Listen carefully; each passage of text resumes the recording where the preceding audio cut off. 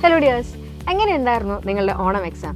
ഇപ്പോൾ higher secondary ലൈഫിൽ നിങ്ങൾ കയറിയതിന് ശേഷമുള്ള ആദ്യത്തെ ഒരു സാമ്പിൾ ആയിട്ടുള്ള ചെറിയൊരു എക്സാം ആയിരുന്നു ഓണം എക്സാം എന്ന് പറയുന്നത്.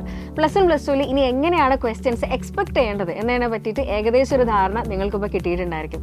ഇനി നമ്മൾ ഓണം എക്സാമും ക്രിസ്മസ് എക്സാമും കമ്പയർ ചെയ്യുകയാണെങ്കിൽ ഓണത്തിന് നമ്മളെ പോർഷൻസ് എന്ന് പറയുന്നത് അത് ഏത് സബ്ജക്റ്റ് ആണെങ്കിലും വളരെ സിമ്പിൾ ആയിട്ടുള്ള ചാപ്റ്റേഴ്സ് മാത്രമേ നമുക്ക് പോർഷൻ ആയിട്ടുണ്ടായിരുന്നത്. 10th നിന്ന് വന്ന കുട്ടികളാണ്, സോ വളരെ ബേസിക് ആയിട്ടുള്ള ചാപ്റ്റേഴ്സ് മാത്രമായിരുന്നു നമുക്ക് ഓണം എക്സാമിൻ്റെ പോർഷൻ ആയിട്ടുണ്ടായിരുന്നത്.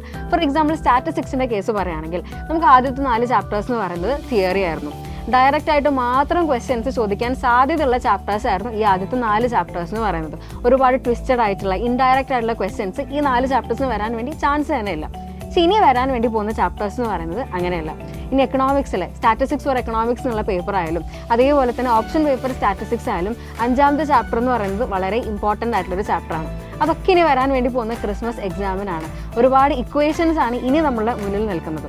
ഇക്വേഷൻസ് വന്നു കഴിഞ്ഞാൽ അവിടെ നിങ്ങൾക്ക് ഡയറക്റ്റ് ആയിട്ടും ഇൻഡയറക്റ്റ് ആയിട്ടും ക്വസ്റ്റ്യൻസ് വരാറുണ്ട്. സോ ഒരു ക്വസ്റ്റ്യൻ കിട്ടിക്കഴിഞ്ഞാൽ ഏത് ഇക്വേഷനാണ് യൂസ് ചെയ്യേണ്ടത്, എങ്ങനെയാണ് അതിൽ നിന്ന് മറ്റൊരു ഇക്വേഷൻ ഡിറൈവ് ചെയ്യേണ്ടത്, ഇത്തരം കാര്യങ്ങളൊക്കെ നിങ്ങൾ ശ്രദ്ധിക്കേണ്ടതായിട്ടുണ്ട്.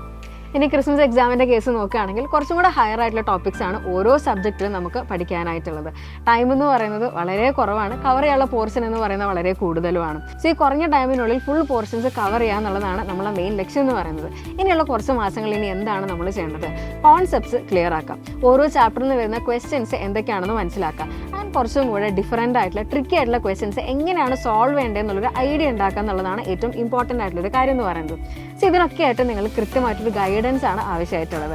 സോ സിസ്റ്റമാറ്റിക് ആയിട്ട് പഠിക്കാനായിട്ട് നിങ്ങൾ യുവ ബാച്ചിൽ ജോയിൻ ചെയ്യുക. ആൻഡ് നമ്മൾ ഓണം കഴിഞ്ഞിട്ടുണ്ടെങ്കിലും ഓണം ഓഫർ തീർന്നിട്ടില്ല. സെപ്റ്റംബർ 17 വരെയാണ് നമ്മൾ ഓഫർ എക്സ്റ്റെൻഡ് ചെയ്തിരിക്കുന്നത്.